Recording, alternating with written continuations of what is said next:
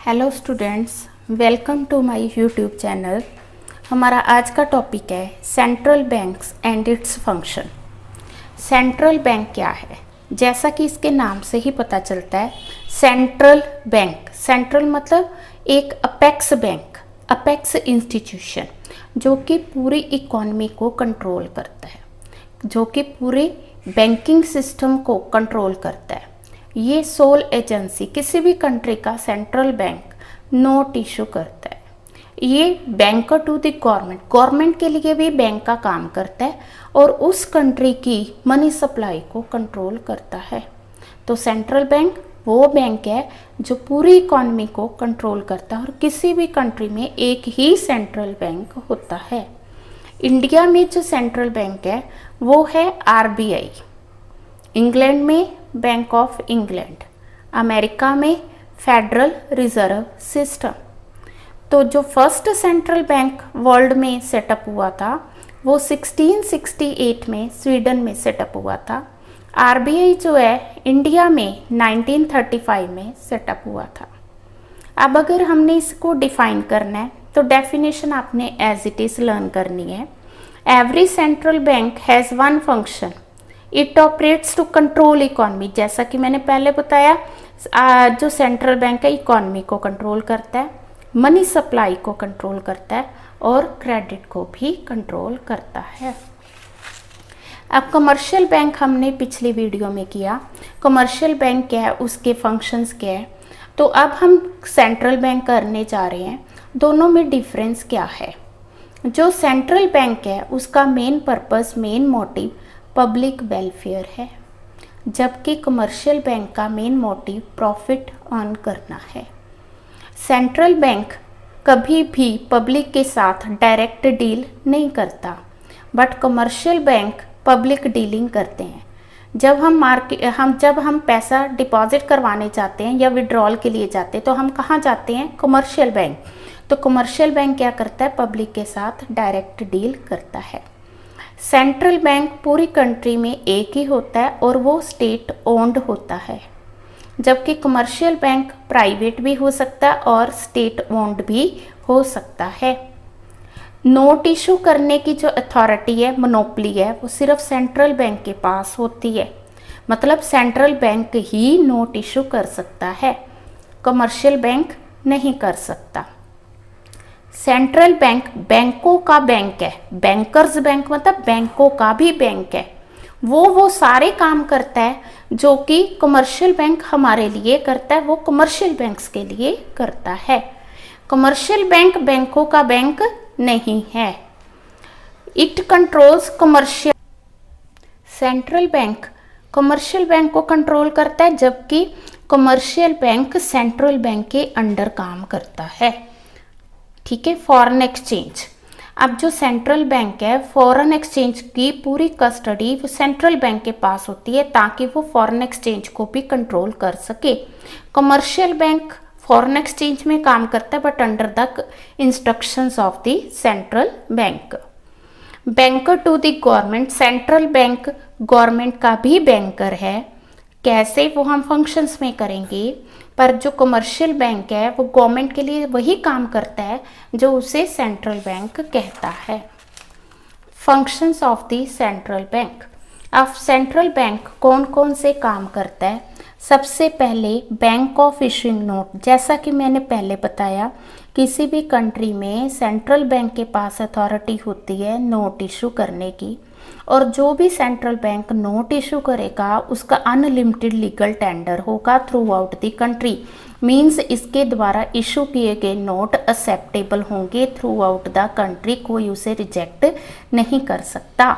Banker to the government, central bank government के banker का काम करता है। कैसे ये बैंकर का काम करता है? कैसे? ये जो है गवर्नमेंट बैंक्स को मैनेज करता है, गवर्नमेंट ट्रेजरीज को मैनेज करता है। ये बैंक गवर्नमेंट के लिए वो सारे काम करता है जो एक बैंक पब्लिक के लिए करता है। ये गवर्नमेंट के लिए एजेंट का काम करता है। कैसे? ये गवर्नमेंट के बिहाफ पे ट्रेजरी बिल्स की सेल परचेज करता है। जो काम किसी के बिहाफ पे किया जाता है वो एजेंट का काम होता है। तो आरबीआई या central bank on behalf of the government treasury bills की सेल परचेज करता है। ये गवर्नमेंट के लिए एडवाइज़र का काम करता है। मींस जब जब गवर्नमेंट को एडवाइस की ज़रूरत है, आरबीआई उसे एडवाइस देता है इकोनॉमिक, फाइनेंशियल और मॉनेटरी मैटर्स पे। ये बैंकर टू बैंकर्स बैंक, ये बैंकों का भी बैंक है। कैसे? जैसे एक बैंक अपने कस्टमर के लिए सर्विसेज प्रोवाइड करता है, उसी तरह सेंट्रल बैंक कमर्शियल बैंक्स के लिए सर्विसेज प्रोवाइड करता है। हर एक बैंक अपने कैश बैलेंस का कुछ हिस्सा आरबीआई के पास जमा करवाता है ताकि क्राइसिस को पूरा किया जा सके। जैसे ये जो डिपॉजिट्स हैं, जो भी दो तरीके से रखे जाते हैं। Part of the cash balance commercial bank अपने पास रखते हैं, another part of the cash bank वो सेंट्रल बैंक के पास डिपॉजिट्स रखते हैं। डिपॉजिट क्यों रखते हैं? ताकि क्राइसिस के टाइम पे लाइबिलिटीज़ को पूरा किया जा सके। Supervision of the bank, central bank commercial banks की सुपरविजन भी करता है। कैसे सुपरवाइज करता है? जब भी ज़रूरत नया हमने बैंक खोलना है या बैंक को काम करने के लिए लाइसेंसिंग देता है। किसी कमर्शियल बैंक ने अपनी ब्रांच ओपन अप करनी है तो उसको एक्सपैंड करने के लिए लाइसेंस वगैरह प्रोवाइड करता है और नई ब्रांच की गाइडलाइंस देता है। अगर उसे लगता है कोई एक बैंक लॉसेस पे जा रहा है, दूसरा प्रॉफिट पे जा रहा है, तो वो लॉसेस वाले बैंक को प्रॉफिट वाले बैंक में मर्ज करता है। मर्ज करना मतलब मिलाना। लिक्विडेशन ऑफ बैंक्स, जब उसको लगता है कि बैंक जो है उसकी फाइनेंशियल पोजीशन सही नहीं है तो वो उसे लिक्विडेट भी कर सकता है। Lender of last resort, lender मतलब देनदार, लास्ट रिजोर्ट सबसे लास्ट में। मीन्स कि अगर कमर्शियल बैंक को किसी फाइनेंशियल अकोमोडेशन की ज़रूरत है, उसे कहीं से वो अकोमोडेशन नहीं मिलती, तो वो कहाँ जाएगा? वो सेंट्रल बैंक के पास जाएगा। Central bank is lender of last resort. Central bank उसको क्या देता है? लोन देता है, पर ऐसे नहीं देता, अगेंस्ट अप्रूव्ड सिक्योरिटी देता है। तो जब भी किसी कमर्शियल बैंक को फाइनेंशियल प्रॉब्लम है, फाइनेंशियल अकोमोडेशन की ज़रूरत है, वो किसके पास जाता है? सेंट्रल बैंक के पास। तो सेंट्रल बैंक उसे सिक्योरिटी के अगेंस्ट लोन प्रोवाइड करता है। सो हम कह सकते हैं it is a lender of last resorts. Custodian of Nations reserves of foreign exchange, central bank foreign currencies के रिजर्व्स को मेंटेन करता है। इस तरह ये इंटरनेशनल ट्रेड को प्रमोट करने में और एक्सचेंज रेट को स्टेबलाइज करने में। एक्सचेंज रेट कैसे स्टेबलाइज होगी? क्योंकि सारे रिजर्व्स आरबीआई के पास है, सेंट्रल बैंक के पास है, तो वो देखता है कि इसकी सप्लाई को इंक्रीज करना है, डिक्रीज करना है, उसके अकॉर्डिंग वो पॉलिसीज तैयार करता है। क्लियरिंग हाउस फंक्शन, इसके अलावा जो सेंट्रल बैंक है क्लियरिंग हाउस का काम करता है कमर्शियल बैंक्स की क्लियरिंग का। कैसे? जैसे एक बैंक है, उसने 10,000 का चेक बी बैंक पे ड्रॉ किया और जो बी बैंक है वो receives a cheque 15,000 that was drawn on bank A. अब क्या होगा कि जो ए बैंक है it will issue a cheque ₹5,000 जो कि ड्रॉन किस पे होगा? सेंट्रल बैंक पे। मतलब वो जो 5,000 का डिफरेंस था वो किस पे ड्रॉ किया जाएगा? सेंट्रल बैंक पे। सेंट्रल बैंक पे क्यों ड्रॉ किया जाएगा? क्योंकि हर एक बैंक का कैश रिजर्व्स सेंट्रल बैंक के पास होता है।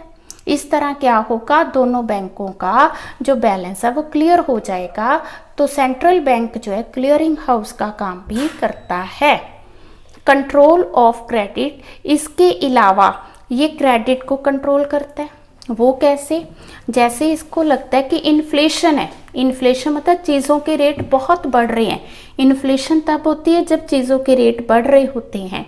तो ये मनी को कॉन्ट्रैक्ट करता है। कॉन्ट्रैक्ट मतलब कम करता है, कंट्रोल करता है। एक्सपैंड, जब उसे लगता है डिफ्लेशन है, डिफ्लेशन मतलब चीज़ों के रेट कम हो रहे हैं तो डिमांड ऑफ मनी ज़्यादा है, तो ये मनी को एक्सपैंड करता है।